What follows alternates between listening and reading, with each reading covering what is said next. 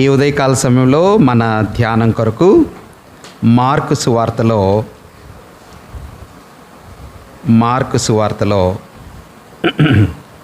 7వ అధ్యాయం, మార్కు సువార్త 7వ అధ్యాయం, మార్కు సువార్త 7:24.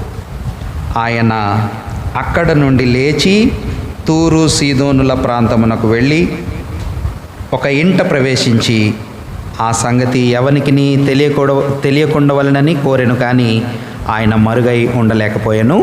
అప్పుడు 26వ వచనంలో ఆ స్త్రీ సురోఫెనికయ వంశమందు పుట్టిన గ్రీసు దేశస్థురాలు, ఆమె కుమార్తెకి దయ్యం పట్టి ఉండగా ఆమె వచ్చి ప్రభుని తన కుమార్తెను బాగు చేయాలని వేడుకున్న సందర్భాన్ని మనం చూస్తున్నాం. చదవబడిన లేఖన వాక్య భాగంలో నుండి ప్రభు మనతో మాట్లాడినట్లుగా ప్రభు వైపు చూద్దాం.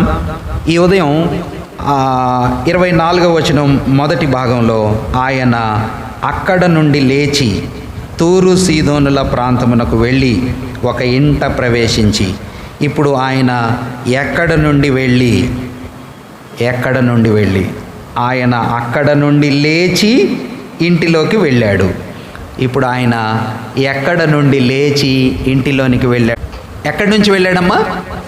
కపెర్నహూము నుండి ఎక్కడికి వెళ్ళారు? వెరీ గుడ్, తూరు సీదోనులుగా అక్కడే ఉండవు. ఆయన కపెర్నహూము నుండి తూరు సీదోనుల ప్రాంతానికి వెళ్ళాడు. ఇప్పుడు బాయ్స్లో చెప్పాలా, కపెర్నహూముకి ఎక్కడి నుంచి వచ్చాడు? లిజీ కరెక్ట్గా చెప్పింది. వచ్చిన వాళ్ళు తెలిసిన వాళ్ళు చేయొద్దండి, అప్పుడు మీకు చాక్లెట్ దొరికిద్ది. ఆయన కపెర్నహూము నుండి తూరు సీదోనుకు వెళ్ళారు అని లిజీ చెప్పింది. Very good, right answer. కపెర్నహూముకి ఎక్కడి నుంచి వచ్చారు? నుంచి వచ్చారు ఆయన బేత్సైదా నుంచి ఎక్కడికి వచ్చారు? కపెర్నహూముకు వచ్చారు. కపెర్నహూము నుంచి ఎక్కడికి వెళ్ళారు? తూరు సీదోనుల ప్రాంతానికి వెళ్ళారు. తూరు సీదోనుల ప్రాంతం నుంచి ఆయన ఎక్కడికి వెళ్ళారు? సూపర్, పిలుస్తాను. దెక్కపొల్లి నుంచి ఆయన ఎక్కడికి వెళ్ళారు? గలిలయ సముద్రం గుండా, వెరీ గుడ్, సముద్రం గుండా ఎక్కడికి వెళ్ళారు నాన్న? మగదాను అనే ప్లేస్కి ఇంకొక పేరు చెప్పండి. దల్మనూత. ఎక్సలెంట్, అందరు భలే చెప్పారు. అది అట్లా చెప్పాలన్నా బ్రదర్స్, మీరు కూడా చూడండి ఆ క్వశ్చన్స్ ఇన్ ద సెన్స్ ఆ పేపర్స్లో మీరు చూడండి. మీరు వాక్యం అలా అర్థం చేసుకుంటే చాలా సులువుగా అందులో ఉన్న ఆత్మీయమైన పాఠాలు బాగా అర్థమవుతాయి. ఇవి నేను ఊరికినే ఎక్సైట్మెంట్ కోసం, చాక్లెట్లు ఇవ్వటం కోసం, ఈ 1 అవర్ బాగా ఉజ్జీవంగా మనం వినటం కోసం నేను చెప్పట్లేదు. మీ మనసుల్లో ఇవి సరళంగా గుర్తుండాలి, దేవుని వాక్యం మీద మనకి మక్కువ కలగాలి అనే భావంతోనే చెప్తున్నాను. కాబట్టి బ్రదర్స్ విశేషంగా వీటిని బాగా అభ్యాసం చేయాలని నేను ప్రేమతో కోరుతూ ఉన్నాను. ప్రభువారు బేత్సైదా నుండి కపెర్నహూముకు వచ్చారు. ఎక్కడి నుంచి వచ్చారన్నా చెప్పండి బ్రదర్స్? బేత్సైదా నుంచి ఎక్కడికి వచ్చారు? కపెర్నహూముకు వచ్చారు. కపెర్నహూము నుండి తూరు సీదోనుల ప్రాంతానికి వెళ్ళారు. ఎక్కడికి వెళ్ళారన్నా? వెరీ గుడ్, కపెర్నహూము నుండి తూరు సీదోనుల ప్రాంతానికి వెళ్ళారు. తూరు సీదోనుల ప్రాంతం నుండి ఆయన సముద్రం గుండా ప్రయాణం చేస్తూ దెక్కపొలి అనే ప్రాంతానికి వచ్చారు. ఎక్కడికి వచ్చారు? గట్టిగా చెప్పాలా. దెక్కపొలి అనే ప్రాంతానికి వచ్చారు.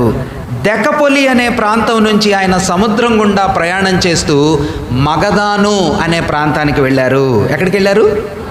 మగదాను అనే ప్రాంతానికి వెళ్ళారు. అక్కడ నుంచి ఆయన మరలా తిరిగి బేత్సైదాకి వెళ్ళారు. వెరీ గుడ్, ఎక్కడికి వెళ్ళారన్నా? బేత్సైదాకి వెళ్ళారు. బేత్సైదా నుంచి ప్రభు ప్రయాణం చేస్తూ ఎక్కడికి వెళ్ళారు? పైకి ఫిలిప్పుదైన కైసరియా అనే ప్రాంతానికి వెళ్ళారు. ఎక్కడికి వెళ్ళారు నాన్న? ఫిలిప్పుదైన కైసరియా అనే ప్రాంతానికి వెళ్ళారు. ఫిలిప్పుదైన కైసరియా అనే ప్రాంతం నుండి ఒక కొండ మీదకి వెళ్ళారు. ఆ కొండ పేరు వాక్యంలో రాయబడలేదు, కానీ మనం అర్థం చేసుకోవటానికి మోస్ట్ ప్రాబబ్లీ ఆ కొండ హెర్మోను కొండ అయి ఉంటుంది అనుకుంటున్నాం. ఒకవేళ మీరు పేరు చెప్పకపోయినా ఆయన రూపాంతరపు కొండ మీదకి వెళ్ళారు అనే సంగతిని మీ మనసులో గుర్తుపెట్టుకోవాలి. ఏ ఏరియాస్కి వెళ్ళారన్నా? ఏ ఏరియాస్కి వెళ్ళారు? బేత్సైదా నుంచి కపెర్నహూము, వెరీ గుడ్. కపెర్నహూము నుంచి తూరు సీదోనులు, తూరు సీదోనుల నుంచి ప్రయాణం చేస్తూ దెకపోలి, దెకపోలి నుంచి మగదాను లేకపోతే దల్మనూత, మగదాను నుంచి మళ్ళీ బేత్సైదా, బేత్సైదా నుంచి ఫిలిప్పుదైన కైసరియా, ఫిలిప్పుదైన కైసరియా నుంచి రూపాంతరపు కొండ, రూపాంతరపు కొండ మీద నుంచి దిగి ఇక ఆయన మళ్ళీ కపెర్నహూము వైపుకి వచ్చి క్రిందకి యెరూషలేముకి ప్రయాణమై వెళ్ళటం లూకాసు వార్త యొక్క ప్రత్యేకత. ఇప్పుడు ఇంతవరకు ఎవరైనా సహోదరులు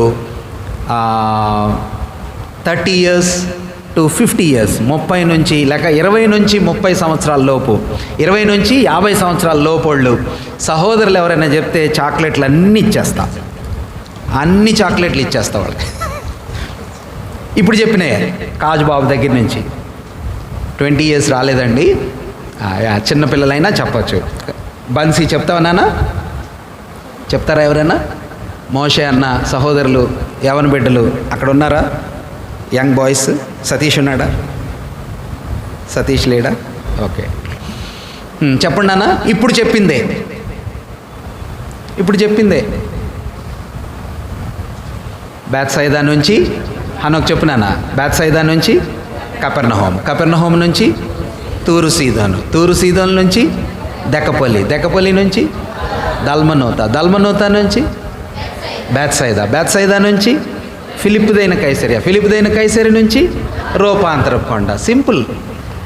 ఇప్పుడు ఒక్కొక్క స్థలంలో ఏం జరిగిందో, బేత్సైదాలో ఏం జరిగింది? బేత్సైదాలో 5 రొట్టెలు, వెరీ గుడ్, బాగా గుర్తుపెట్టుకోవాలా. ఏం జరిగింది నాన్న బేత్సైదాలో? అక్కడి నుంచి ప్రయాణం చేసి కపెర్నహూముకి వచ్చారని మీరే చెప్పారు కదా, గుర్తుంది, బాగుంది. కపెర్నహూములో ప్రత్యేకత ఏంటో చెప్తారా? వెరీ గుడ్, బాగా స్టడీ చేశారు అన్న. 2 ప్రాముఖ్యమైన విషయాలు కపెర్నహూములో ప్రభువు బోధించారు. అమ్మ మీకు కూడా అర్థమవుతుంది కదా. 2 ప్రాముఖ్యమైన అంశాలు ప్రభువు వారు కపెర్నహూములో బోధించారు. ఆ అంశాలు ఏంటో చెప్తారన్న సహోదరులు, బ్రదర్స్? 1, జీవాహారము నేనే. 2,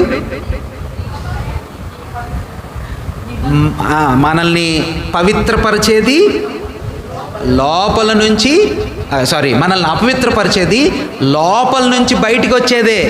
బయట నుంచి లోపలికి మనం తీసుకునే యాపిల్స్ కానీ, బనానాస్ కానీ, బిర్యానీ కానీ, వెజ్ కానీ, నాన్ వెజ్ కానీ, అది మనల్ని అపవిత్రపరచదు, మన ఆత్మకు మైల భంగం కలిగించదు అనే 2 బోధనలు, 2 సత్యాలు, ఈ 2 ప్రసంగాలు ప్రభువారు ఏ ఊరిలో చేశారో చెప్తారా? ఏ ఊరన్నా? కపెర్నహూములో చేశారు. బ్రదర్స్ అసలు నోరు కూడా మెదపట్లేదు. సహోదరులు గట్టిగా చెప్తున్నారు. జస్ట్ అట్లీస్ట్ మీరు నేర్చుకోవాలనేది నా ఆశన్న. మంచిది. సో ప్రభువారు ఈ 2 సందేశాలు అక్కడ చెప్పారు. ఇప్పుడు కపెర్నహూము నుంచి ఎక్కడికి వెళ్ళారని చెప్పుకున్నాం? తూరు సీదోనులకు వెళ్ళారని చెప్పుకున్నాం. తూరు సీదోనుల్లో ఉన్నటువంటి ప్రత్యేకత ఏమిటో మనం ఆల్రెడీ లాస్ట్ వీక్ కొంత మేరకు మనం ధ్యానం చేశాం కదా. రక్షకుడైన యేసుక్రీస్తు ప్రభువారు ఇప్పుడు కూడా మనం చదువుకున్నాం. ఆయన తూరు సీదోను ప్రాంతంలో ఒక సోదరిని ఆయన దర్శించారు, లేకపోతే ఒక సిస్టర్ ప్రభువుని దగ్గరికి వచ్చి ఆయనతో మాట్లాడింది. ఆమె పేరు రాయబడలేదు కానీ ఆమె గుర్తింపు ఏమని చెప్పబడింది చెప్పండి? వెరీ గుడ్, సురోఫెనికయా ప్రాంతపు గుంటూరు ఆవిడ అన్నట్టుగా, లేకపోతే గోదావరి ఆవిడ అన్నట్టుగా, లేకపోతే అలా చెప్తాం కదా. ఐడెంటిటీ త్రూ అ ప్లేస్, గుర్తింపు ఒక స్థలం ద్వారా మనం చెప్తే కదా. సీతానగరం వాళ్ళు, లేకపోతే పెజ్జోనిపేట వాళ్ళు, లేకపోతే పలానా ఏరియాలో, అట్లా ఒక స్థలాన్ని రిప్రజెంట్ చేస్తూ మనం పరిచయం చేస్తే ఎలా ఉంటుందో, అలా ఈమెని పేరు చెప్పకుండా పరిశుద్ధాత్మ దేవుడు ఏమని పరిచయం చేశాడు నాన్న? సురోఫెనికయా ప్రాంతానికి చెందిన స్త్రీ అని చెప్పాడు. ఈ సురోఫెనికయా ప్రాంతానికి, సురోఫెనికయ అనే ప్రాంతములో తూరు సీదోను అనేవి ప్రాముఖ్యమైన పట్టణాలు కదా. అంటే గుంటూరు ఏరియాలో అమరావతి, విజయవాడలు ఎలాంటివి? ప్రాముఖ్యమైన పట్టణాలు, లేకపోతే విజయవాడ, గుంటూరు అని చెప్పినట్టుగా ఎక్కడుంటుంది ఈ సురోఫెనికయ అనే ప్రాంతం? ఇశ్రాయేలు దేశం యొక్క జియోగ్రఫీలో పైన ఉంటుందా కింద ఉంటుందమ్మా? పైన నార్త్లో ఉంటుంది. ఓకే, ఈ నార్త్లో ఉండే స్థలానికి ఫినేకయ అన్న ఇంకొక పేరుంది పాత నిబంధనలో. ఆ ప్రాంతానికి పేరు సారెపతు. వెరీ గుడ్, చక్కగా చెప్పారు, ఎక్సలెంట్, రైట్ ఆన్సర్. ఇంకొక పేరు సీదోను అని కూడా అంటారు. ఇప్పుడు తూరు సీదోనులు అన్నారు కదా, సీదోను ప్రాంతం అన్న అదే, సారెపతు ప్రాంతం అన్న అదే, సురో ఫెనికయ అన్న అదే, అన్నీ ఆ ప్రాంతానికి చెందినవే. ఇప్పుడు సీదోనుకు చెందినటువంటి పాత నిబంధనలో ఒక క్యారెక్టర్ ఆల్రెడీ మనం లాస్ట్ వీక్ చెప్పుకున్నాం. ఆ సిస్టర్ యెజబెలు. ఆమె యొక్క రిలేషన్ దేవుని పిల్లలతో అన్న యెజబెలు వాళ్ళ హస్బెండ్ పేరు చెప్పండి అన్న, సహోదరులు ఎవరైనా, సిస్టర్స్ కాదు అన్న, అక్కడ మీరు చెప్పండి. యెజబెలు తెలుసా అసలు మీకు? యెజబెలు అయ్యా తెలుసు. యెజబెలు వాళ్ళ హస్బెండ్ పేరు, ఆయన ఏం పని చేస్తాడు? యెజబెలు వాళ్ళ హస్బెండ్ పేరు, ఆయన ఏం పని చేస్తాడు? ఫస్ట్ అసలు యెజబెలు ఆ పేరు వాళ్ళ హస్బెండ్ పేరు చెప్పండి ఫస్ట్ అన్న. యెజబెలు వాళ్ళ హస్బెండ్ పేరు ఆహాబు. ఓకే, ఏం పేరన్నా? ఆహాబు. ఆహాబు ఏం పని చేస్తాడు? ఇశ్రాయేలీల రాజు. చూడండి ఒకసారి మరి ఆయన గురించినటువంటి వివరాలు. రాజులు 2వ గ్రంథం, రాజులు 2వ గ్రంథం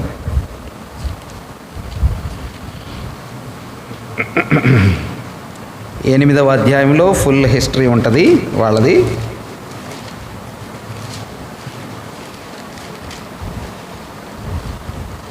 రాజులు 2వ గ్రంథం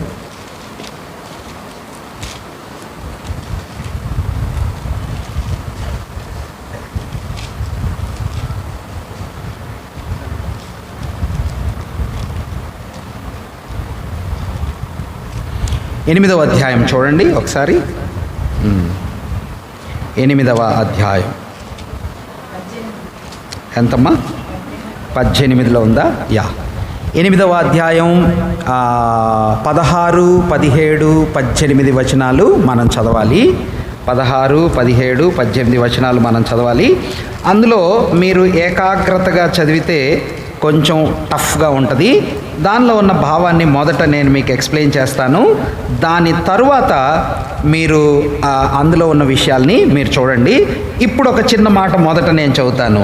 రాజులు మొదటి గ్రంథం కూడా చూడండి. రాజులు మొదటి గ్రంథం 16వ అధ్యాయం. రాజులు మొదటి గ్రంథం 16వ అధ్యాయం 31వ వచనం కూడా చూడండి. రాజులు మొదటి గ్రంథం 16వ అధ్యాయం 31. నెబాతు కుమారుడైన యెరోబాము జరిగించిన పాపక్రియలను అనుసరించి నడుచుకునుట స్వల్ప సంగతి అనుకొని అతడు అంటే 29వ వచనంలో యోధారాజైన ఆసా ఏలుబడిలో 38వ సంవత్సరమున ఒమ్రీ కుమారుడైన ఈయన కింగ్ అన్నమాట. ఏ దేశానికి కింగ్? Good, very good. ఇశ్రాయేలు దేశపు రాజైన ఆహాబు అనే ఆయన 31వ వచనంలో చెప్తున్నాడు అతని గురించి. అతడు సీదోనీయులకు రాజైన యెత్బయీలు కుమార్తె అయిన ఎవరిని పెళ్లి చేసుకున్నాడు? యెజబెలును వివాహము చేసుకుని బయలుదేవతను పూజించుచు వారికి మ్రొక్కుచుండెను. మీకు అర్థమైంది కదా? ఇప్పుడు నా వైపు చూడండి, నేను మీకు ఒక విషయం చెప్తాను. ఆహాబు, యెజబెలు వీళ్ళిద్దరికి వరుసకి ఏమవుతారన్నా? ఆహాబు, యెజబెలు వీళ్ళిద్దరి సంబంధం భార్యాభర్తలు. ఆహాబు ఏమో భర్త, యెజబెలేమో భార్య. అంటే వీళ్ళిద్దరు వైఫ్ అండ్ హస్బెండ్ కదా. ఎక్కడ ఉంటారన్నా వీళ్ళిద్దరు? ఎక్కడ ఉంటారు నాన్న? ఆహాబు, యెజబెలు ఏ ఊర్లో ఉంటారు? షోమ్రోన్ అంటే పైన దేశమా కింద దేశమా? ఇశ్రాయేల్ దేశం అంటే పైన దేశం. 10 ట్రైబ్స్ 10 గోత్రాల వాళ్ళు ఉండే స్థలంలో ఉంటాడు. రాజుగారి ప్యాలెస్లో ఉంటాడు, ఎందుకంటే ఈయనే రాజు. ఇప్పుడు ఈవిడుందే పెళ్లి చేసుకున్నాడు. ఎవరిని? యెజబెల్ని. ఈమె ఎక్కడమ్మా? ఇప్పుడు చెప్పాడు అక్కడ సీదోను అంటే ఎక్కడ? పైన లెబనాన్ దేశం అనమాట. మన కంటెంపరీ లాంగ్వేజ్లో లెబనాన్ దేశపు వ్యక్తి అయిన అమ్మాయిని దేవుని సేవకుడైన రాజుగా పనిచేసే ఆహాబు, షోమ్రోనులో పెద్ద ప్యాలెస్లో ఉండేటువంటి ఈ మహానుభావుడు ఆ అన్యదేశమైనటువంటి దేశంలో నుంచి ఒక అమ్మాయిని తెచ్చుకొని పెళ్లి చేసుకున్నాడు. ఈవిడ మంచిదా? చాలా దుర్మార్గురాలు, అసలు చెడ్డది, చాలా భయంకరమైనటువంటి వ్యక్తిత్వం ఆమెది. ఇప్పుడు ఆహాబు యెజబెలు ఇద్దరు షోమ్రోనులో దేశాన్ని పాడు చేస్తూ దేవునికి వ్యతిరేకంగా జీవిస్తూ ఉండగా క్రింద ఒక రాజు ఉన్నాడు. ఆయన పేరు యెహోషాపాతు. క్రిందంటే యోధా దేశంలో. ఆ రాజు పేరేంటన్నా? యెహోషాపాతు. యెహోషాపాతు మంచోడా చెడ్డోడా మీ దృష్టిలో అనా? యెహోషాపాతు రాజుల గ్రంథం చదివితే చెప్తారు, చదవండి ఇంటికి వెళ్ళాక తప్పకుండా చదవండి. రాజుల గ్రంథంలో యెహోషాపాతు one of the best Kings, very good Kings, మంచి రాజు, దేవుని యందలి భయభక్తులు కలిగినటువంటి మంచి రాజు. ఆయన పేరేంటి?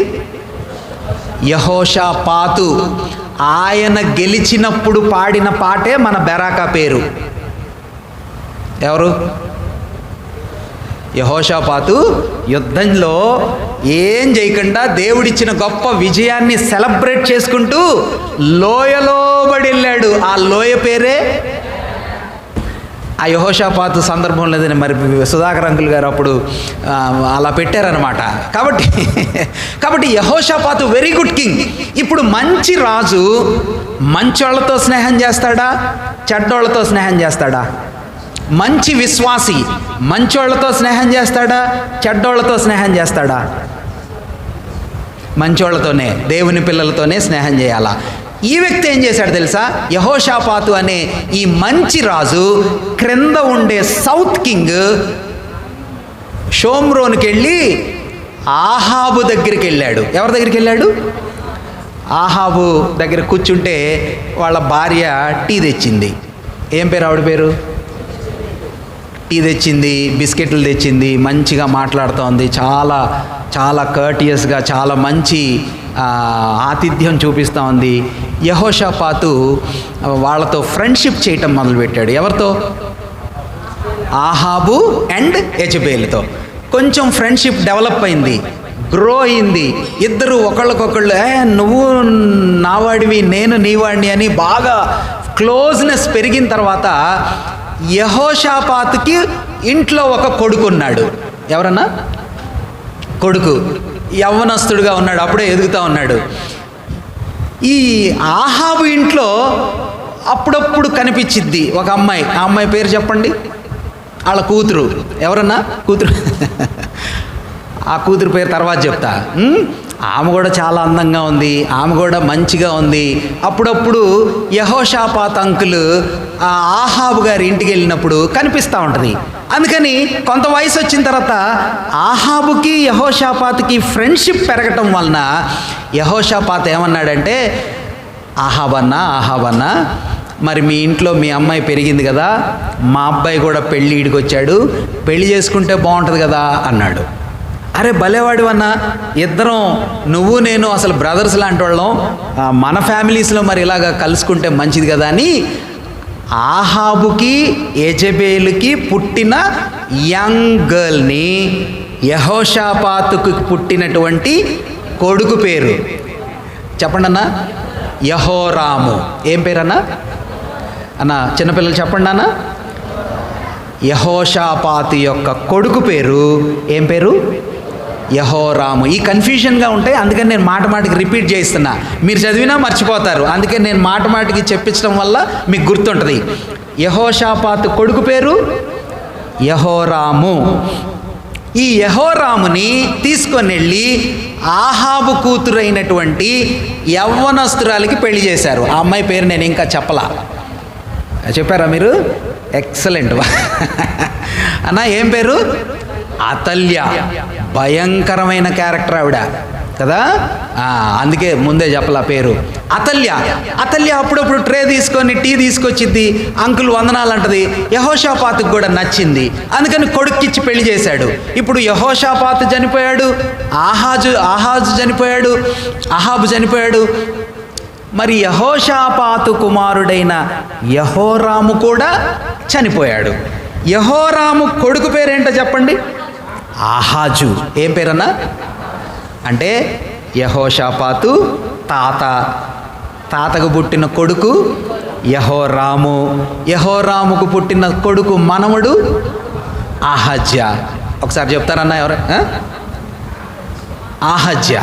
ఓకే, అహజ్యా చెప్పండి అన్న. యెహోరాము, అహజ్యా.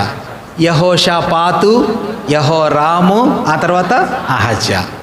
ఎవరు చెప్తారన్నా? చిన్నపిల్ల. ఈ అహజ్యా అనేవాడు ఒకే ఒక సంవత్సరం పాలిచ్చి చచ్చిపోయాడు. అన్న వినండి, ఇప్పుడు మీకు ఒక క్వశ్చన్. ఈ అహజ్యాకి అతల్య ఏమైంది?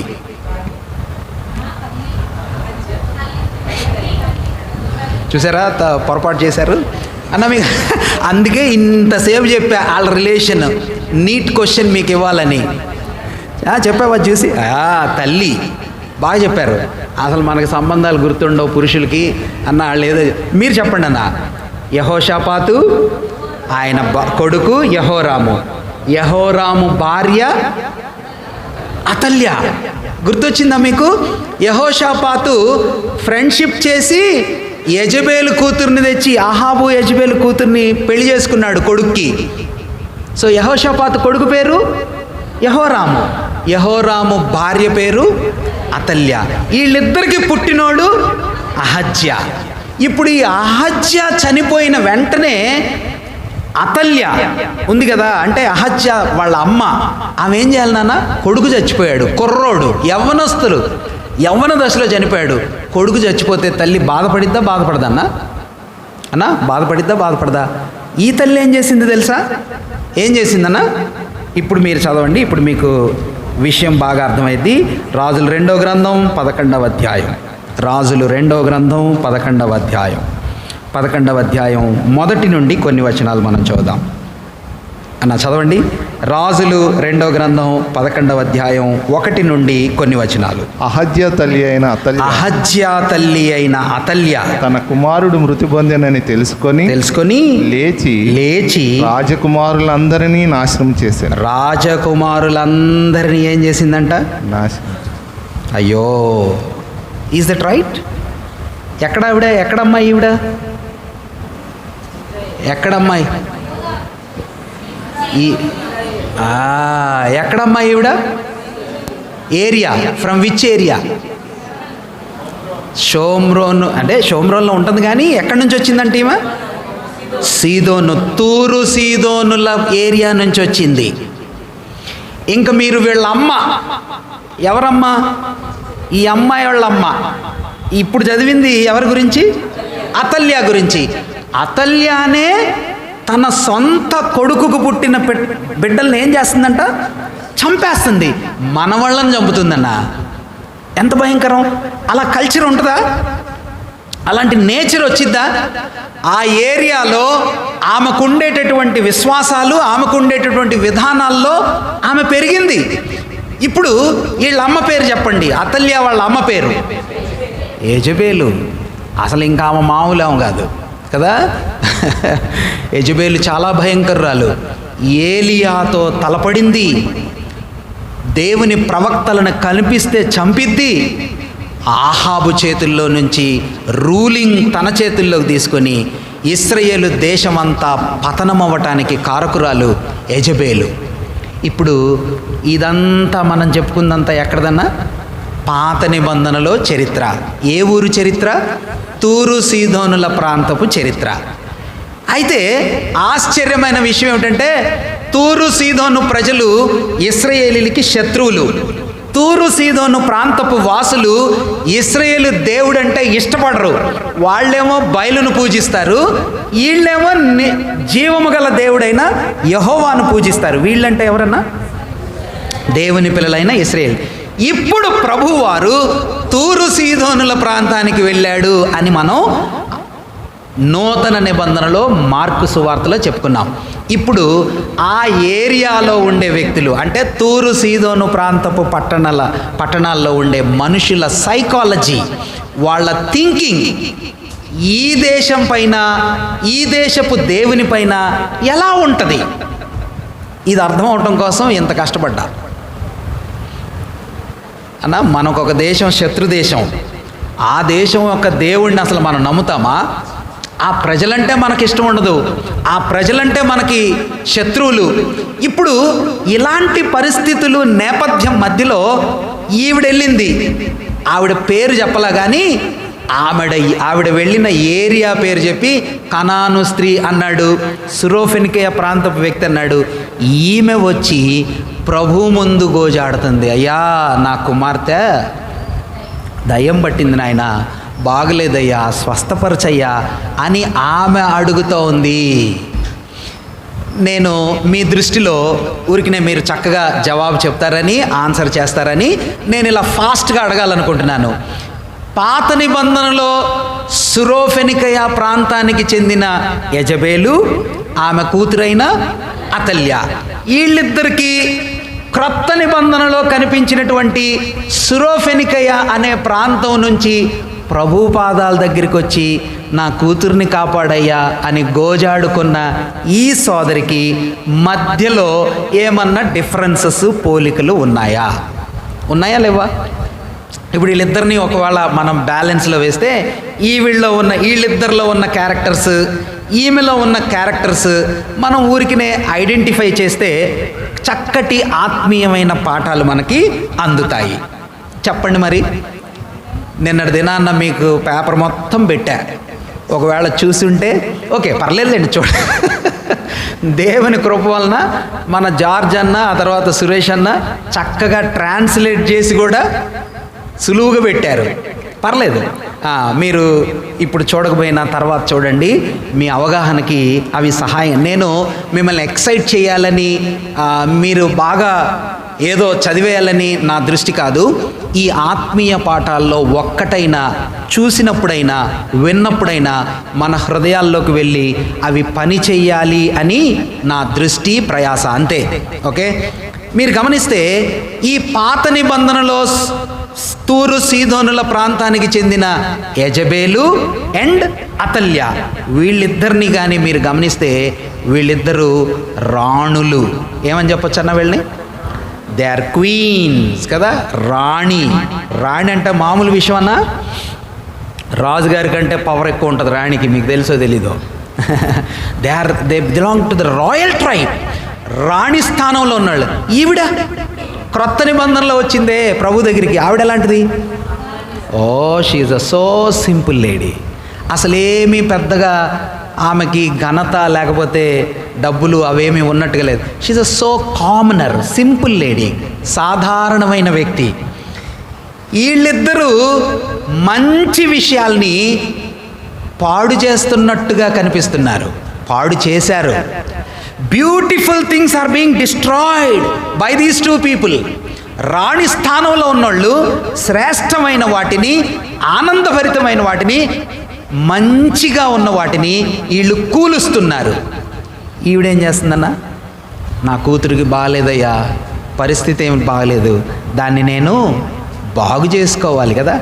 బాగలేని వాటిని బాగు చేసుకోవటానికి క్రొత్త నిబంధనలో అదే ఏరియా నుంచి ఒక సిస్టర్ వచ్చారు. పాత నిబంధనలో బాగున్న వాటన్నిటినీ పాడు చేస్తున్న గుర్తింపుతో వీళ్ళిద్దరూ కనబడటాన్ని మనం చూస్తాం. వీళ్ళేమో కిల్లర్స్ అని చెప్పొచ్చు కదన్నా. కిల్లర్స్ అంటే హంతకులు, చంపుతున్నారు, దేవుని ప్రజలను చంపుతారు, దేవుని సేవకుడిని చంపుతారు. సామాన్యం. అసలు మీకు తెలుసా యెజబేల్ చేసిన భయంకరమైనటువంటి మడ్రస్ థింగ్ చెప్పగలరా? వెరీ గుడ్, ఎక్సలెంట్, చాలా బాగా చెప్పారు. నాబోతు అనే నీతిమంతుడైన వ్యక్తిని అన్యాయంగా చంపించారు. ఆశ్చర్యమైన విషయం ఏమిటంటే వాళ్ళు అనుకున్నారు మేము రాణి స్థానంలో ఉన్నాం, రాజుగారి పొజిషన్లో ఉన్నాం, మమ్మల్ని ఎవరు పట్టుకోలేరు అనుకున్నారు. ఆ నాబోతుని చంపించిన కారణం వల్లనే అహాబు యెజబేల్ కూడా చచ్చిపోయారు. ఎలాగ చంపారో అంతకంటే దారుణంగా చంపబడ్డారు. ఎవరైతే నాబోతుని చంపటానికి కారణమయ్యారో అదే రీతిగా యెజబేలు చంపబడింది.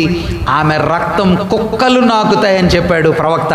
అదే రీతిగా జ్ఞాపకం పెట్టుకోండి అమ్మా ఈ మాట, what we saw we will repeat అన్న ఈ మాటలు మీ మనసులో గుర్తుపెట్టుకోండి. మనమేమి విత్తుతామో ఇది నోట్లో కాదు మీకు ఉండాల్సింది, నాకు ఉండాల్సింది. ఎక్కడన్నా గుర్తుపెట్టుకోండి బాగా, మనమేమి విత్తుతామో దాన్ని మనం ఏం చేస్తాం, తప్పకుండా కోస్తాం. కాబట్టి మనం ఏదైనా విత్తేటప్పుడు, చేసేటప్పుడు, ఆలోచించేటప్పుడు, ఇంటెన్షన్, మన ఆలోచనలో, ఉద్దేశాల్లో మనం చేసేటప్పుడు జాగ్రత్తగా ఉండాలి. మనం ఎవరికైనా ఏదైనా చేసి తప్పించుకుంటాంలే అనుకునే యాటిట్యూడ్ విశ్వాసులమైన మనలో ఒక్కరిలో కూడా ఉండకూడదు. గుర్తుపెట్టుకోండి, నేను ఇలా చేస్తున్నాను, ఏం పర్లేదు, నాకేం జరగదు, నాకంతా సౌకర్యంగా ఉండదు. No, it will never happen. ఏది విత్తుతామో, ఏ మాట అంటామో, ఎలా ట్రీట్ చేస్తామో, ఏ రీతిగా ఒకరితో ఒకరు మనం వ్యవహరిస్తామో it will certainly come back. అది ఖచ్చితంగా మనకి తిరిగి వచ్చింది. ఈ మాట మీ మనసులో పెట్టుకోండి. ఇప్పుడు వీళ్ళేమో హంతకులు, ఈమె క్రొత్త నిబంధనలో కనిపించిన సిరోఫెనికయ స్త్రీ, ఆమె సేవియర్, రక్షకుడు కదా. ఆమె తన బిడ్డను కాపాడుకోవాలనుకుంటుంది. మాత్రమే కాదు, ఈమె దేవుని పిల్లలంటే హేట్రేట్నెస్, ద్వేషిస్తారు వీళ్ళు. ఈమెమో దేవుణ్ణి సన్మానం చేసిద్ది, పొగిడిద్ది, ఘనపరిచిద్ది. దేవుడు కాదన్నా కానీ ఆమె ప్రభుని రెస్పెక్ట్ చేసే వ్యక్తిగా మనం వాళ్ళని చూడొచ్చు కదా. వీళ్ళ సొంత కుటుంబాన్ని పాడు చేసుకున్నారు. అతల్యా తన సొంత మనవళ్ళను చంపింది. యెజబేలు తన సొంత రాజ్యంలో ఉన్నటువంటి పిల్లలకి హాని కలిగించే పనులు చేసింది. They have destroyed their families, but she is building her own family కదా అన్న. ఈ మాటలు నేను ఊరికినే మీ మనసులో భలే ఉన్నాయే అనిపించడానికి చెప్పట్లా. Women, sisters, brothers, are we the reasons of destroying our own families? Are we the reasons of building our own families? మన కుటుంబాలని కట్టుకోవటానికి కారణార్థంగా ఉన్నామా? మన కుటుంబాలని కూల్చుకోవటానికి కారణార్థంగా ఉన్నామా? Two women are the causes of destruction. వాళ్ళ కుటుంబాలు నాశనం కావటానికి these women are the reasons. ఈ కుటుంబం దేవునిలో ఆశీర్వదించబడటానికి ఈ సోదరి కారకురాలు, కూతురు బాగైంది, ఆనందం పొందింది, ప్రభు చేత అప్రిషియేషన్స్ పొందింది, హ్యాపీగా వెళ్ళింది. చూడండి ఎంత డిఫరెన్స్ ఉందో కదా. ఆశ్చర్యమైన విషయం ఏంటంటే వీళ్ళిద్దరూ శాపగ్రస్తమైనటువంటి వ్యక్తులు అని చెప్పబడ్డారు. They are cursed people. కానీ ఇక్కడ క్రొత్త నిబంధనలో ఉన్న సోదరి ఏమని చెప్పొచ్చు? She is a blessed lady కదా, ఆశీర్వదించబడినటువంటి సోదరి. ఆ తర్వాత they had a bad history. నేను ఇలా రాశాను, వీళ్ళ చరిత్ర, వీళ్ళ మాటలు, వీళ్ళ విధానం గుర్తు రాగానే దేర్ హిస్టరీ రిప్రజెంట్స్ ఆ బ్యాడ్ థింగ్స్. చెడ్డ చరిత్ర వీళ్ళది. కానీ ఏమది? 2000 సంవత్సరాల నుంచి వాక్యంలో ఎప్పుడు ధ్యానం చేసినా ఆమె చరిత్ర గ్రేట్ హిస్టరీ కదా, అద్భుతమైన చరిత్ర. వీళ్ళు అవిశ్వాసులుగానే ఉండిపోయారు. దేవుని అన్న మీరు చెప్పండి, యెజబేలు అతల్యాకి దేవుని గురించి ఎక్కువ తెలుసా? ఈ క్రొత్త నిబంధనలో సురోఫెనికయ అనే ప్రాంతం నుంచి ప్రభు దగ్గరికి వచ్చిన ఈ సోదరికి ప్రభుని గురించిన జ్ఞానం ఎక్కువ తెలుసా? ఎవరికన్నా? యెజబేలు అతల్యాకి. ఎందుకు? 1 రాజకుటుంబం, 2 ఎగ్జాక్ట్లీ దేవుని ప్రజల మధ్యలో భర్త ఎవరన్నా? రాజుగారు, ఇశ్రాయేలు రాజు అంటే దేవునితో డైరెక్ట్ కనెక్షన్ ఉంటుంది. ప్రవక్తలు ఆయన చెప్పు చేతల్లో ఉంటారు. యాజకులు, మందిరం అంతా వాళ్ళ కంట్రోల్లో ఉంటుంది. ఇలాంటి అద్భుతమైన అవకాశాలు కలిగినటువంటి వీరు దేవుని ఎరుగని అవిశ్వాసులుగానే ఉండిపోయారు. ఈ స్త్రీకి ప్రభువుని గురించి ఎప్పుడు తెలియదు. ఎప్పుడైనా వినిందా? ఏమో వినుంటుంది థర్డ్ పర్సన్ నుంచి, కానీ నెవర్ షీ హ్యాడ్ ఎక్స్పీరియన్స్. యేసయ్య చేసిన అద్భుతం ఎప్పుడైనా చూసిందా? లేదు. ప్రభుని డైరెక్ట్గా చూసిందా? లేదు. కానీ ఈమె ప్రభు మీద చూపించిన విశ్వాసం, she turned out to be a great believer. గొప్ప విశ్వాసిగా ఈమె కనిపిస్తుంది. చెడ్డ అవిశ్వాసులుగా వీళ్ళిద్దరూ కనిపించటాన్ని మనం చూస్తాం. అలా వీళ్ళిద్దరి మధ్యలో కూడా కొన్ని పోలికలు మన ఆత్మీయమైన ప్రాక్టికల్ పాఠాలకి ప్రయోజనంగా ఉంటాయని అలా చెప్పుకున్నాం. మన ధ్యానంలో లాస్ట్ టైం ఇంకొక విషయాన్ని చెప్పా. ప్రభువు ఈ సురోఫెనికయ స్త్రీతో గౌరవంగా మాట్లాడినట్టుగా అనిపించలేదు. కుక్కలకు పెట్టము, పిల్లల యొక్క రొట్టె ముక్కలు బల్ల మీద ఉండేవి కుక్కలకు వేయము అని ప్రభు కొంచెం ఇన్సల్ట్గా, డిరగేటరీగా, తక్కువతనంగా మాట్లాడినట్టు అనిపిస్తుంది. కానీ అది తక్కువతనంగా కాదు అనే సత్యాన్ని కూడా మనం నేర్చుకున్నాం. ఎందుకు కాదు? Very good. దానికి కొన్ని ఉదాహరణలు నేను మీకు చెప్పాను, మీకు గుర్తున్నాయా? కొన్ని ఎగ్జాంపుల్స్ అంటే స్వచ్ఛమైన ఉద్దేశాన్ని అర్థం చేసుకోవటానికి స్వచ్ఛమైన ప్రేమ కొన్ని సందర్భాల్లో కఠినంగా ఉంటుంది. తెలుగులో ఈ స్టేట్మెంట్ మళ్ళీ చెప్తున్నాను. స్వచ్ఛమైన ఉద్దేశాలను అర్థం చేసుకోవటానికి స్వచ్ఛమైన ప్రేమ కొన్ని సందర్భాల్లో కఠినంగా ఉంటుంది. To understand the sincere love and the sincere intentions of a person, sometimes the pure form of love behaves hard and tough. అర్థమైందా బాబు? అంటే మంచి ప్రేమ కొన్నిసార్లు కఠినంగా ఉంటుంది. ఎందుకు అంటే అవతల వైపు ఉన్న వాళ్ళ ఉద్దేశాలలో స్వచ్ఛత ఎంతో తెలుసుకోవటానికి. అన్న ఇది మీకు లోపలికి వెళ్ళినట్టేనా, లేకపోతే ఊరిని అట్లా పైన వెళ్ళిందా? ఏంటిది దీని అర్థం? ఏంటిదన్నా చెప్పండి అన్న. అన్న కూర్చొని చెప్పండి. ఎప్పుడైనా ఎవరైనా టఫ్గా, హార్డ్గా, కఠినంగా ఒక మంచి ప్రేమికుడు మనతో వ్యవహరిస్తున్నాడు అంటే దాని అర్థం ఏంటి? చీపో అంటున్నాడు అంటే దాని అర్థం ఏంటి? ఆడు ప్రేమ లేనోడు, ఆడు చెడ్డోడు, ఆడికి బుర్ర లేదు, ఆడికి ఫీలింగ్స్ లేవు, ఇంతేనా? మరేంటి? మన మంచి గురించి ఆలోచిస్తున్నాడు. ఓకే, ఇప్పుడు మనం ఈ కాంటెక్స్ట్లో ఈ ఫీలింగ్స్ మీకు అర్థం కావాలని నేను ఆశిస్తున్నాను.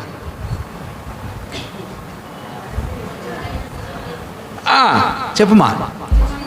అసలు అవతల వ్యక్తిలో నిజమైన యథార్థమైన భావం ఉందా లేదా? ఆ వ్యక్తిలో సిన్సియర్ ఫీలింగ్స్ ఉన్నాయా లేదా? అది అర్థం కావాలంటే స్వచ్ఛమైన ప్రేమ కొన్ని సందర్భాల్లో అలా కఠినంగా ఉంటుంది. అది ప్రభువుని చూసి చెప్తున్నాం మనం. ప్రభు అంటున్నాడు, లేదమ్మా నీకేమేమని పో అంటున్నాడు. నిజంగా అన్నాడా? నో. ఆయన అంటున్నాడు అసలు ఏమిలో ఏముంది యథార్థత ఆయనకి తెలియాలి. అసలు ఆయన రెడీగా ఉన్నాడు ఆమెను బాగు చేయటానికి. అసలు ఆయన వెళ్ళిందే ఆమె కోసం, కానీ ఆమె కోసం కానట్టుగా, ఆమెను పట్టించుకోనట్టుగా, మౌనంగా ఉన్నట్టుగా ఆయన ప్రవర్తిస్తున్నాడు. ఎందుకు అంటే అసలు ఆమెలో ఉన్న స్వచ్ఛత ఎంతో ఈయనకు తెలియటం కోసం. దానికి కొన్ని ఉదాహరణలు మనం చెప్పుకున్నాం, వాటిని నేను రిపీట్ చేయట్లేదు. నయోమి, రూతు, దావీదు, ఇత్తై, ఆ తర్వాత ఎలీషా, నయమాను, ప్రభువు, అబ్రహాము, యోబుతో ప్రభు డీల్ చేసిన విధానం కూడా వాటిల్లో కొన్ని ఉదాహరణలు. ఇంకొక ఈజీ ఉదాహరణలు ఏంటంటే క్రొత్త నిబంధనలో ప్రభువు పిలాతు ముందు నిలబడ్డాడు. పిలాతు అంటే ప్రభువుకి ప్రేమ ఉందా లేదా? ఏనా? పిలాతు అంటే ప్రభువుకి ప్రేమ ఉందా లేదా? పిలాతు ప్రభువుని చంపాలని అప్పగించబోతున్నాడు. మరి ప్రభువుకి పిలాతును కూడా రక్షించాలనే ఇష్టం ఉందా లేదా? 100% ఉంది. నెమ్మదిగా చెప్తున్నారు, గట్టిగా చెప్పాలా, ఎస్ అని చెప్పాలా. కానీ మరి పిలాతు అడుగుతూ ఉంటే ప్రభు ఎలా ఉన్నాడనా? Is not talking. పిలాతు కనిపిస్తుంది, ఏంటి ఇంత సైలెంట్గా ఉన్నావు, అసలు ఏం మాట్లాడవేంటి అని ఒక మాట్లాడు, యూదుల రాజువేనా? ప్రభు వెంటనే రెస్పాండ్ అయ్యాడు. ఏమన్నాడు? అది ఫస్ట్ అన్లా, అది ఆ మాట చెప్పాడులేండి. Exactly, very good sister. ప్రభు అన్నాడు, నువ్వే అంటున్నావా లేకపోతే ఎవరైనా చెప్పారా నీకు? ఎందుకన్నాడనా? ఈజ్ ఎ గుడ్ టాక్, అది మంచి మాట. ప్రభు అంటున్నాడు, అరే పిలాతుకి అర్థమైంది, నన్ను అడుగుతున్నాడు, చెప్తాను మొత్తం, నేనే ప్రభుని, నేనే రక్షకుని అనాలి కదా.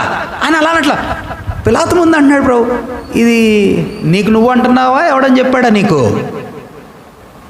పిలాతు అఫెండ్ అయ్యాడు. భలేవాడివి, నాకెవడు చెప్పాలా? నేనేమన్నా యూదున్నా? ఎందుకని ప్రభు మరి పిలాతుతో రైట్ సెన్స్లో మాట్లాడలేదు?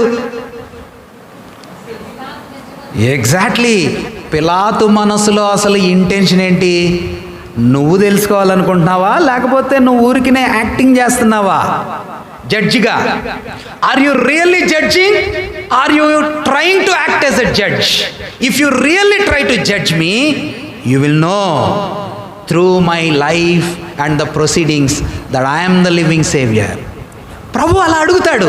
పిలాతుతో మాట్లాడాడు, హేరోదుతో మాట్లాడాడు. అలానే హేరోదు ముందు కూడా ఏం మాట్లాడలా.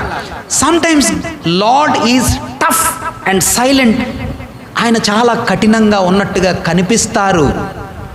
To know the truth in your heart, మన మనసులో ఉన్న ఫీలింగ్స్ని కదా. నికోదేము వచ్చి అడిగాడు. నికోదేముతో ప్రభు ఎలా మాట్లాడాడన్నా? బాగా మాట్లాడా? ఊరుకోవయ్యా, అసలు నువ్వు కొత్తగా జన్మించకపోతే నీకు పరలోకం చూసే అధికారమే లేదు. నికోదేము చాలా సిన్సియర్గా వచ్చాడు, రాత్రి వచ్చాడు, కానీ ప్రభు టఫ్గా మాట్లాడుతున్నాడు. మీరు గమనించాలి ఈ మాటల్ని. నిజమైన స్వచ్ఛమైన దైవిక ప్రేమలో కఠినత్వం కూడా ఉంటుంది. చాలామంది అనుకుంటున్నారు, బ్రదర్ స్పర్జన్ ఏమన్నా చెప్పినా, లేకపోతే ఒక సేవకుడు, ఒక సహోదరుడు ఏదైనా కొంచెం గట్టిగా చెప్తే ఆయనకి అసలు ఏం లేదు, ఒక మంచి స్టాంప్ ఏం లేదన్నా చెప్పరన్నా, ప్రేమ ఏం లేదు, ఈ డజన్ నో టు లవ్, ఆయనకి ప్రేమ లేదు. నో, అది కాదు దాని భావం. సో ఈ ఉదాహరణలన్నిటిని బట్టి మనం ఏం గమనిస్తున్నామంటే, ప్రభువు సురోఫెనికయ్య స్త్రీతో అలా మాట్లాడటంలో ఆయన నిజమైన ప్రేమ ఉంది. హై ప్రీస్ట్తో మాట్లాడినప్పుడు, నికోదేముతో మాట్లాడినప్పుడు, ఎరికో మార్గంలో గుడ్డివాడితో మాట్లాడినప్పుడు, రిచ్ మ్యాన్ ఒకడు వచ్చాడు కదా. రిచ్ మ్యాన్ అంటే ధనవంతుడు ఒకడు వచ్చి పరలోకానికి వెళ్ళాలంటే నేనేం చేయాలని అడిగాడు. ప్రభు భలే వెరీ గుడ్, అసలు ధనవంతులు తొందరగా రారు మన దగ్గరికి, వీటితో కొంచెం నెమ్మదిగా సాఫ్ట్గా మాట్లాడదాం అన్నాడా? ఫస్ట్ వెళ్ళి మొత్తం అమ్మేసి రాపో అన్నాడు. సరైన భాష అన్నది. అసలు ఎవడో కష్టపడి రాక వచ్చాడు. ప్రభు ఏమన్నా, అబ్బా ఫోన్లన్నా కొంచెం సాఫ్ట్గా ఉండాలి కదన్నా, ఇవన్నీ కాదులే, ఫస్ట్ వెళ్ళి అమ్మేసి రాపో అన్నాడు. దేవుని దగ్గరికి వచ్చి ముఖం చిన్న బుచ్చుకొని వెళ్ళిన ఒకే ఒకడు ఆ ధనవంతుడు కదా. మీరు గుర్తుపెట్టుకోవాలి, దేవుని ప్రేమలో ఆయన కఠినంగా వ్యవహరించే ఉద్దేశం ఏంటంటే, మన హృదయాలలో ఉన్న స్వచ్ఛతను ఆయన అర్థం చేసుకోవటానికి కొన్ని సందర్భాల్లో ఆయన కఠినంగా ఉంటాడు. అది ప్రేమలో ఒక భాగం అనే మాటని మీ మనసులో జ్ఞాపకం పెట్టుకోండి. ఇప్పుడు ప్రభు అక్కడి నుంచి ఏ ఊరు వెళ్ళారో మీరు చెప్పండి. ప్రభు అక్కడి నుంచి ఏ ఊరు వెళ్ళారన్నా? మార్కు సువార్తలో ఉన్నాం కదా. మార్కు సువార్త 7:31. మార్కు సువార్త 7:31. ఫాస్ట్గా చదవండి అన్న, టైం అయిపోతుంది. 7:31. ఆయన మరలా తూరు ప్రాంతములు విడిచి సీదోను ద్వారా దెకపోలి ప్రాంతముల మీదుగా గలిలయ సముద్రమునద్దకు వచ్చాను. దెకపోలి సముద్రం దగ్గరికి వచ్చాడు. ఎక్కడికి వచ్చారంట? ఆయన మరలా తూరు ప్రాంతాలు, సీదోను ప్రాంతాలను విడిచి గలిలయ సముద్రము మీదుగా ఏ ఊరు వచ్చాడన్నా? దెకపోలి అనే ప్రాంతానికి వచ్చాడు. అక్కడ ఏం జరిగిందో 32 నుంచి 37 వరకు మనం చదవాలి. అది కొంచెం ఇంపార్టెంట్ మ్యాటర్. మీరు చూడండి, నేను ఫాస్ట్గా దానిలో ఉన్న విషయాలు చెప్తా ఉంటాను, మీరు చదువుతో దాన్ని చూడండి. చెవుడు నత్తి ఉన్నవాడు. చెవుడు నత్తి అంటే డఫ్ అండ్ డమ్, మాట్లాడటంలో కొంచెం ఇబ్బంది గలవాడు. అతని యొద్దకు ప్రభు దగ్గరికి తీసుకొని వచ్చారు. వాని మీద చెయ్యి ఉంచమని ఆయన్ని వేడుకున్నారు. సమూహాల్లో నుండి ఆ వ్యక్తిని ప్రభు ఏం చేశాడంట, ఏకాంతంగా తీసుకొని పోయి వాడి చెవులల్లో దేవుడు వేళ్ళు పెట్టి ఉమ్మి వేసి వాని నాలుకను ముట్టి ఆకాశం వైపు కన్నులెత్తి నిట్టూర్పు విడిచి ఎఫ్ఫాతా అని వానితో చెప్పగా ఆ వ్యక్తి స్వస్థపరచబడ్డాడు. 37వ వచనంలో ఈయన సమస్తమును బాగు చేసి ఉన్నాడు అని చెప్పుకున్నారు. ఇప్పుడు ఇందులో ఉన్నటువంటి ఒక అంశం ఏమిటంటే, ఈ దెకపొలిలో ఒక వ్యక్తిని ప్రభు స్వస్థపరిచాడు లేక బాగు చేశాడు. ఎలా బాగు చేశాడన్నా ప్రభు? వాడి చెవుల్లో చేతులు పెట్టాడంట, వాడి నాలుకను ముట్టాడు, ఉమ్మి వేశాడు, తర్వాత ఏడుస్తూ నిట్టూర్పు విడుస్తూ పైకి చూసి ఎఫ్ఫాతా అన్నాడు. ఇది ప్రభు సులువుగా ఈ అద్భుతం చేసినట్టు అనిపిస్తుందా? ప్రభు కొంచెం కష్టపడి ఈ అద్భుతం చేసినట్టు అనిపిస్తుందా? అన్నా కష్టపడి చేశాడు కదా. మరి మీరు ఇంకొక మాట చూడండి, ఇప్పుడు మనం తెరిచున్న పేజీలోనే 8వ అధ్యాయం, మార్కు సువార్త 8వ అధ్యాయం 22వ వచనం కూడా చూడండి. అంతలో వారు బేత్సయిదాకు వచ్చిరి. అప్పుడు అక్కడి వారు ఆయన యొద్దకు ఒక గుడ్డివాణ్ణి తోడుకొని వచ్చారు. వాడిని ముట్టాలి అని వేడుకున్నారు. ఆయన ఆ గుడ్డివాణ్ణి చెయ్యి పట్టుకొని మళ్ళీ ఇతన్ని కూడా ఎక్కడికి తీసుకెళ్ళాడు? ఊరి వెలుపలకు తోడుకొని పోయి వాని కన్నుల మీద ఉమ్మి వేసి వాని మీద చేతులుంచి వాడిని ఏమంటున్నాడు ప్రభు, నీకేమన్నా కనబడుతుందా అని అడిగాడు. వాడు కన్నులెత్తి మనుష్యులు నాకు కనిపిస్తున్నారు, కానీ ఎట్లా కనిపిస్తున్నారంట? చెట్లలాగా కనిపిస్తున్నారు, నడుస్తున్నట్టుగా అన్నాడు. అంతటా 25 ఆయన మరలా తన చేతులు వాని కన్నుల మీద ఉంచగా వాడు తేరి చూచి కుదర్చబడి సమస్తమును తేటగా చూడసాగెను. ఇది కూడా ప్రభు తేలిగ్గా సునాయాసంగా ఈ అద్భుతం చేసినట్టుందా? కొంచెం ఏంటో కష్టంగా ప్రభు చేసినట్టుందా? ఈ కరెక్ట్గా క్రిటికల్ పాయింట్స్ చెప్పే టైంకి నా టైం అయిపోయింది. మీరు చెప్పండి అమ్మా, ఫాస్ట్గా చెప్తాను నేను. దీని అర్థం ఏంటంటే, ప్రభు సాధారణంగా లాజర్ని ఎలా లేపాడనా? బయట నిలబడి, డోర్ బయట నిలబడి తలుపు తీయమన్నాడు, లాజరు కమ్అవుట్ అనగానే లాజరు వచ్చాడు. చిన్నమ్మాయిని తలితాకుమి అనగానే చిన్నమ్మాయి లేచింది, స్వస్థత పొందింది. కుష్ఠవ్యాధి గలవాడిని ముట్టుకోగానే స్వస్థత పొందాడు. అనేక మంది రోగులను ఆయన సులువుగా, సరళంగా, ఈజీగా బాగు చేశాడు. మరి ఇదేంటి ఇంత కష్టపడినట్టుంది? ఆన్సర్ చెప్పండి అమ్మా. ఆయన ఉమ్ములో కూడా స్వస్థత ఉంది. Yeah, that's good. అందుకని చూపించాలని అలా చేశాడంటారా? ఓకే, ఒకవేళ అనుకోవచ్చు.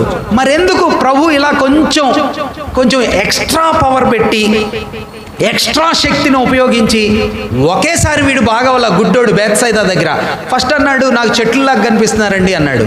తర్వాత అంటున్నాడు ఇప్పుడు కనిపిస్తుంది. దేవుడు ఒకేసారి చేయాలి కదా. వాళ్ళలో విశ్వాసం తక్కువ ఉందా? కాదు అమ్మా. వెరీ గుడ్, చెప్పమ్మా.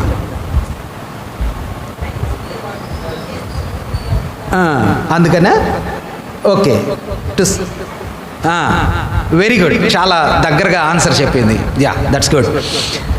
దాని యొక్క భావం ఏమిటంటే, ఫస్ట్ థింగ్, యేసు ప్రభు వారు ఇదిగో బేత్సయిదాలో ఒక గుడ్డోడిని, యెరూషలేములో ఇంకొక గుడ్డివాడిని, పుట్టుకతోనే గుడ్డివాడిని. యెరూషలేములో పుట్టుకతోనే గుడ్డోడిని ఏ బుక్లో ఉంటుందన్నా? వెరీ గుడ్, యోహాను సువార్త ఏ అధ్యాయంలో ఉంటుంది? షబాష్, బాగా చెప్పారు.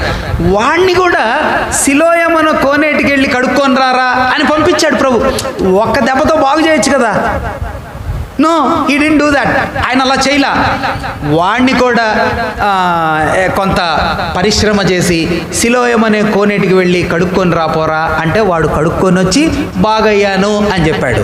ఇంకా వాడిని పదే అడిగారు వాళ్ళు, అరే నువ్వు ఎట్లా స్వస్థత పొందావురా? ప్రభు నాకు కనిపించాడు, ఉమ్మి వేశాడు, బురద చేశాడు, నా కళ్ళ మీద రాశాడు, సిలోయం అనే కోనేటికి వెళ్ళమన్నాడు, కడుక్కోమన్నాడు, కడుక్కున్నాను, మేలు పొందాను, బాగైన. వాడు ఇక శాస్త్రులు పరిచయాలు అదే రిపీటెడ్ క్వశ్చన్. వాడి కోపం వచ్చి, ఎన్నిసార్లు చెప్పాను నేను, మీకు అర్థం కావట్లేదా అన్నాడు. ఇప్పుడు ఇందులో ఉన్న సారాంశం ఏమిటంటే, ఒకటి, యోహాను సువార్త 9వ అధ్యాయంలో పుట్టుకతోనే గుడ్డోడు బాగవటం, బేత్సైదాలో ఇంకొకళ్ళు తెచ్చిన గుడ్డోడు వీడు కూడా 2 స్టేజెస్లో బాగవటం, ఇక్కడ దెకపొలిలో చెవిటి మోగవాడు కూడా స్టెప్ బై స్టెప్ దేవుడు చాలా పరిశ్రమ చేసి బాగైనట్టుగా వాడు కనబడటం. ఇందులో ఉన్న అర్థం ఏమిటంటే మీరు గమనించండి. ఫస్ట్ థింగ్, మొట్టమొదటి విషయం, ఈ పేషెంట్స్ ఎవ్వరూ కూడా వాళ్ళకై వాళ్ళుగా ప్రభు దగ్గరికి రాలేదు. అంటే అమ్మా, ఎవరో ఒకళ్ళు తెచ్చారు. 3 సందర్భాల్లో మీరు గమనిస్తే ఎవరో, అరే ఆయన అక్కడ బాగు చేస్తాడంట రండిరా అని ఎవరో జనసమూహం తెచ్చి, అయ్యా ఈయన్ని బాగు చేయయ్యా అని బతిమిలాడారు.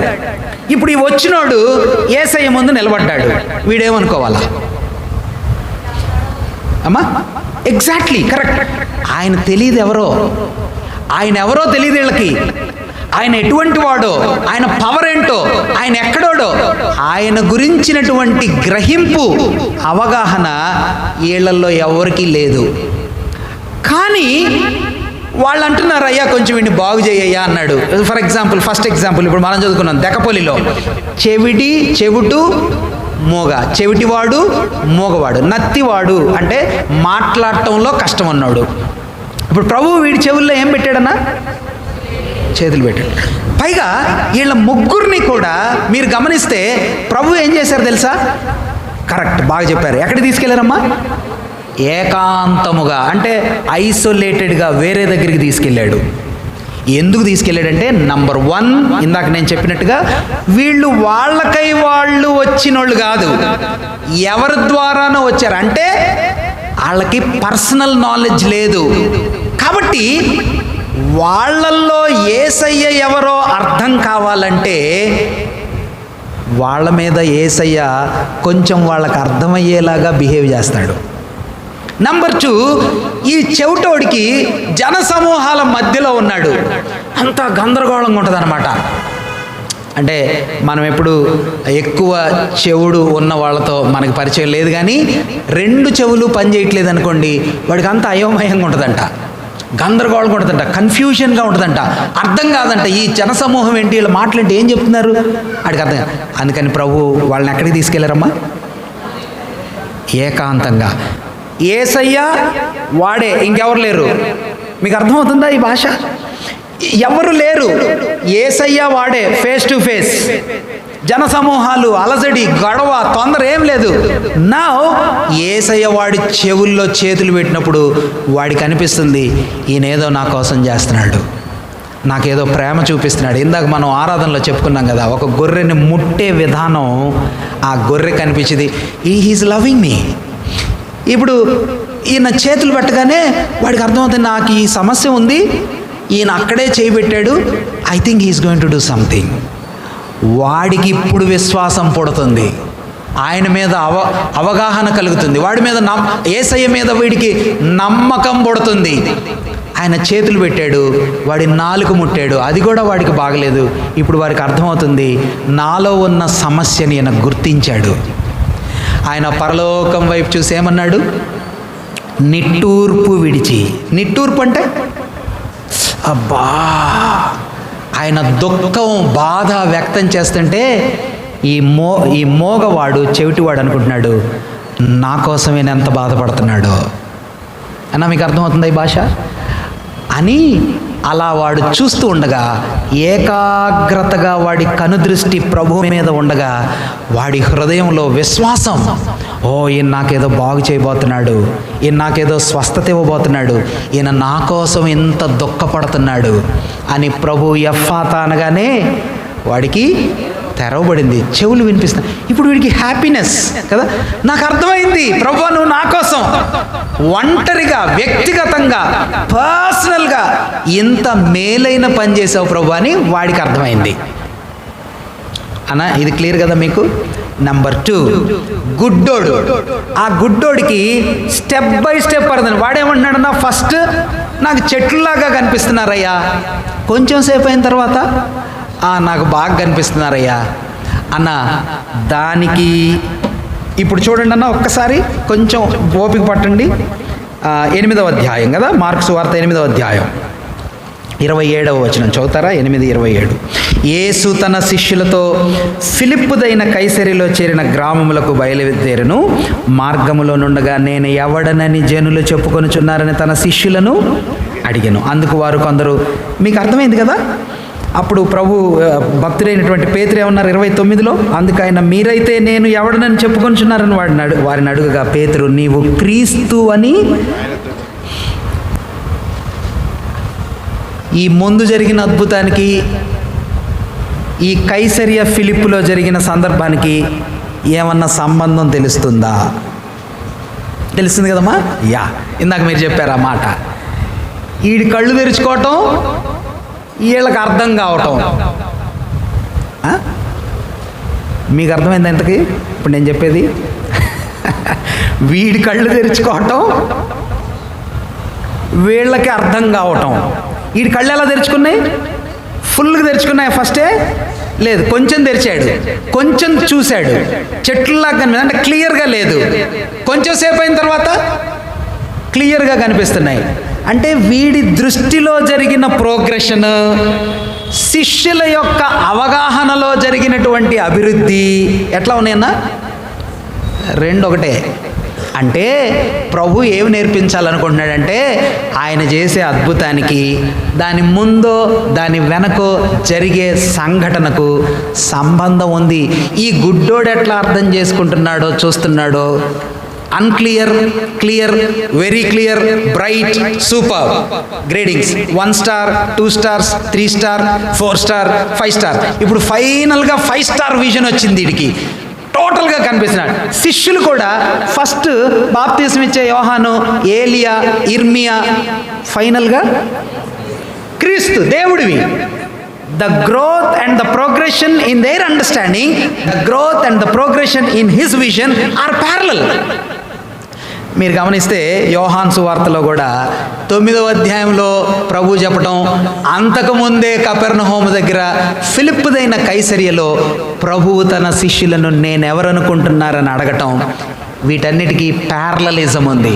దాని అర్థం ఏంటంటే, ప్రభువు కొందరితో ఆయన వ్యక్తిగతమైన కాంటాక్ట్ ఏర్పాటు చేసుకోవటం కొరకు ఆయన అలా కొందరిని ఐసోలేటెడ్గా తీసుకొని వెళ్ళి వాళ్ళ కళ్ళల్లో కళ్ళు పెట్టి వాళ్ళను స్పర్శించి వాళ్ళకు అర్థం కావటం కోసం అలాగా ఆయన అద్భుతాలు చేశారు. ఏ ఊరిలో జరిగిందన్నా ఈరోజు అద్భుతం? ఏ ఊరిలోన్నా?